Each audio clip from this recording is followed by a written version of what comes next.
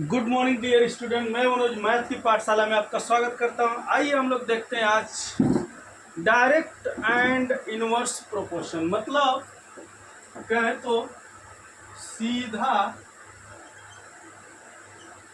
और व्युत्क्रम यानी उल्टा, एक तरह से कह सकते हैं व्युत्क्रम अनुपात। अब इसमें क्या होता है, संख्याएं दी होती है जैसे x1 upon y1 equal to x2 upon y2 equal to k, यानी k मीन्स कांस्टेंट, यानी कि कांस्टेंट। ऐसे कुछ क्वेश्चन दिए रहेंगे, उस क्वेश्चन के सीधे सीधे हमको क्या करना रहेगा, आंसर निकालना रहेगा। जैसे कि x1 की वैल्यू दी रहेगी 5, x2 की वैल्यू दी रहेगी 10, y1 की वैल्यू दी रहेगी 5 एंड फाइंड करना रहेगा y2 की वैल्यू।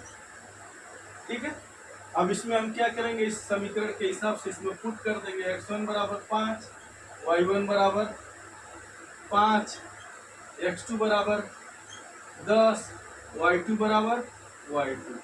अब क्या करें, सिंपल करना, पहले एक हो जाएगा, 1/1 मल्टीप्लाई कर देंगे तो y2 बराबर क्या हो जाएगा 10।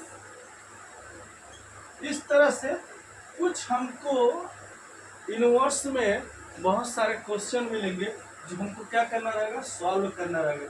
x2 दिया रहेगा, x1 दिया रहेगा, y2 दिया रहेगा, y1 दिया रहेगा और हमको वैल्यू फाइंड करना रहेगा। और बहुत सारे क्वेश्चन थे, ये आपके बहुत इंपॉर्टेंट चैप्टर है कि उसके पीछे रीजन है क्योंकि ऐसे स्टार्टिंग तो होता है ये चैप्टर आपका 6, 7, 8 से, बट आता है आपके हर जो कॉम्पिटिटिव एग्जाम होता है उसमें। तो ये बहुत सारे इस तरह से क्वेश्चन आएंगे जिसे आप लोग को सॉल्व करना ही करना पड़ेगा। ठीक है, ये आपका सिंपल हो गया, सीधा वाला अनुपात। अब जब इनवर्स प्रोपोर्शन पूछेगा, इनवर्स, तो उसमें आपको क्या करना रहेगा, उसमें भी आपको कुछ इसी तरह से कैलकुलेशन करना रहेगा, बट वहाँ पे कुछ थोड़ा सा डिफरेंट आएगा, उसको भी हम लोग देख लेते हैं। लेकिन पहले कुछ इसके एग्जाम्पल देख लेते हैं, सीधे सीधे एग्जाम्पल देख लेते हैं, फिर हम लोग देख लेते हैं इनवर्स वाले को। इनवर्स वाले में एक क्वांटिटी इंक्रीज करेगी, अदर क्वांटिटी डिक्रीज करेगी सेम रेशियो में, तब वहाँ पे हम क्या करेंगे, इनवर्स वाले फार्मूले का यूज करेंगे। ठीक है, मतलब सेम रेशियो रहेगा लेकिन क्या होगा, क्वांटिटी जो है वो डिक्रीज करने लगेगी, तब हम यूनिवर्स वाला फार्मूला लगाएंगे। यानी क्या फार्मूला लगाएंगे, एक्स यूनिवर्स 1/y, जैसे एक्स यूनिवर्स 1/y। इस वाले फार्मूले से हम लोग क्या करेंगे, इसको क्वेश्चन को सॉल्व करेंगे और बहुत सारे क्वेश्चन को हम लोग लगाएंगे। ये टाइम एंड वर्क जैसा ही क्वेश्चन होता है, बट इसको हम लोग 1 बाय 1 सीधे सीधे सॉल्व करेंगे। जब कुछ क्वेश्चन सॉल्व करेंगे तभी हमको सही से पता चलेगा कि क्या हमारा लॉजिक कह रहा है, और उस लॉजिक के हिसाब से ही हम सारे मार्कर रेडी हैं। चलिए क्वेश्चन सॉल्व करते हैं। पहला क्वेश्चन हमारा है,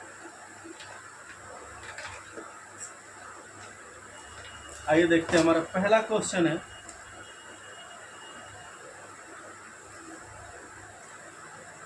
एक दो कॉलम बना है एक्स एंड वाई का, दो कॉलम बना है एक्स एंड वाई का, एक्स एंड वाई का दो कॉलम है। हिंदी मीडियम वाले भी समझ सकते हैं, इंग्लिश मीडियम वाले भी समझ सकते हैं, बुक सारी एक ही है, कथनी सबकी एक ही है, सब करनी अलग अलग है। तो मतलब वो इंग्लिश में लिखते हैं और लोग हिंदी में लिखते हैं, कथनी सबकी एक ही है। चाहे हिंदी मीडियम वाले हो या इंग्लिश मीडियम वाले, यानी CBSE बोर्ड वाले हो या UP बोर्ड वाले हो, कथनी सबकी एक ही है सारी किताबों में, सिर्फ हमारे और आपके नजरिए का फर्क है। ठीक है, इस तरह से क्वेश्चन दिया हुआ है, x की वैल्यू है 3 तो y की वैल्यू है 6, x की वैल्यू है 5 तो y की वैल्यू है 10, x की वैल्यू है 7 तो y की वैल्यू है 14, एंड x की वैल्यू है 9 तो y की वैल्यू है 18, एंड x की वैल्यू है 12 तो y की वैल्यू है 24। अब क्या रहा है कि x एंड y जो है ये डायरेक्ट प्रोपोर्शनल है, x एंड y जो है वो डायरेक्ट प्रोपोर्शनल है। तो x एंड y की जब हम वैल्यू निकालेंगे, कंपेरिजन करेंगे, x ऑब्लिक y करके कंपेरिजन करेंगे, तो देखिए अब लोग क्या हो रहा है, 3/6 equal to 5/10 equal to 7/14 equal to 9/18 equal to 12/24। अब देखिए दोनों में ये x का पार्ट हो गया, ये y का पार्ट हो गया, यानी x वाला ऊपर लिख दिया, y वाला नीचे लिख दिया, यानी नोमिनेटर डिनोमिनेटर में ये आपका कन्वर्ट हो गया। अब इस तरह से क्वेश्चन आपको दिया रहेगा कि अगर यहाँ पे x एंड y की भी वैल्यू फाइंड करना रहे ना तो आप फाइंड कर लेंगे। अगर x1 x2 y2 y3 इस तरह से दिया रहे तब भी आप फाइंड कर लेंगे। अब देखिए इसको काटेंगे, 3 एक कम 3, 3 दूना 6, 5 एक कम 5, 5 दूना 10, 7 एक कम 7 दूना 14, 9 एक कम 9 और 9 दूना 18, 12 एक कम 12 और 12 दूना 24, यानी सब कट गए तो कितना रिजल्ट आया फाइनली 1/2, यानी 1/2। सब में कॉमन क्या निकला, 1/2 जो है सब में है, यानी x/y की वैल्यू क्या आ रही है 1/2, यानी कि अगर हम कोई भी संख्या उठा रहे हैं तो दोनों की वैल्यू क्या आ रही है, एक रिलेशनशिप 2। इसी तरह से बहुत सारे क्वेश्चन रहेंगे, हमको मिलेंगे, उन सारे क्वेश्चन को हमको 1 बाय 1 सॉल्व कर लेंगे। दूसरा क्वेश्चन इसी में दिया है, इसी में दूसरा क्वेश्चन दिया है, देख लेते हैं। सिर्फ इसको हटाना है और इसी में लिख देना, समझते जाइए आप लोग क्या है क्या कह रहा है। व्युत्क्रम धीरे धीरे आप लोग को लगेगा बहुत इजी, बहुत आसान है, धीरे धीरे लगेगा कठिन, एक कठिन होने नहीं देना। जब आगे की चीज़ें एकदम क्लियर रहेंगी तो कठिन नहीं होगा। अब इसमें देख रखा है जैसे 4/12, 4/12, 7/21, दूसरा दे रखा है 12/36, चौथा दे रखा है 15/7। अब सेम टू सेम प्रोसेस को जब फॉलो करेंगे ना, देखिए सेम टू सेम प्रोसेस को फॉलो करेंगे, सेम टू सेम प्रोसेस को हम फॉलो करेंगे ना, तो देखिए हमारा प्रोसेस फॉलो करने से हमें क्या मिलेगा। देखिए x/y की वैल्यू हम जैसे बताते हैं कि x/y के रूप में लिखेंगे, तो x की वैल्यू 4, y की वैल्यू 12 इजक्वल टू लिख दे 7/21 इजक्वल टू लिख दे 12/36 इजक्वल टू लिख दे 15/7। अब देखिए 4 एक कम 4, 4 तिया 12, 7 एक कम 7, 7 त्रिके 21, 12 एक कम 12, 12 तिया 36, 15 एक कम 15, 15 चौके 60।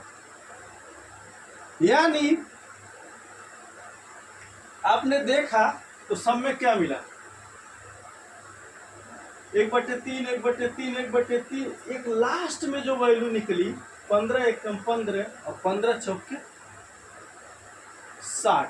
यानी ये वैल्यू सिर्फ डिफरेंट आई, बाकी सारी वैल्यू क्या आई, सेम आई। यानी हम कह सकते हैं अगर ये x1, अगर ये x1, x2, x3, x4, x3 तक आपकी वैल्यू जो है सेम है, x4 की वैल्यू जो है वो आपका डिफरेंट है, तो हम क्या कह सकते हैं कि x एंड y जो है, अगर देखिए कोई भी अंक डिफरेंट आ गया तो हम डायरेक्ट कह सकते हैं x and y are not a direct proportional. इस तरह से बहुत सारे क्वेश्चन आपको आएंगे, जब भी आपको इस तरह से दो कॉलम दिया रहेगा और ऐसे दिया रहेगा और आपको कंपैरिजन करना रहेगा, ऐसे आपको दे देगा फिर कंपैरिजन करना रहेगा कि बताइए, तो आपको ऐसे ही तोड़ना है और ऐसे लिखना है।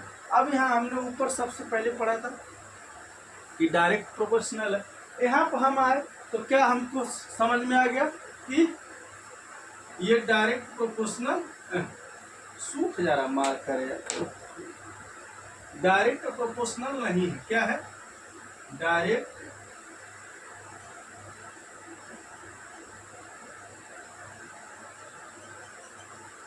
प्रोपोर्शनल नहीं है, यानी लिख सकते हैं यहाँ पे x and y is not are not a direct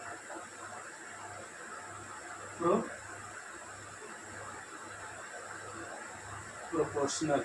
ठीक है, तो ये सारे तरीका आपको 1 बाय 1 आगे बढ़ाता जाएगा। अब इसी तरह के क्वेश्चन आएंगे जो हम लोग आगे नेक्स्ट पढ़ेंगे। अगर ये सारी चीज़ें आपको समझ में आए तो हमारे चैनल को लाइक कीजिए, सब्सक्राइब कीजिए, अपने दोस्तों में शेयर करते रहिए। वही मिलते हैं नेक्स्ट क्वेश्चन में, तब तक के लिए जय हिंद।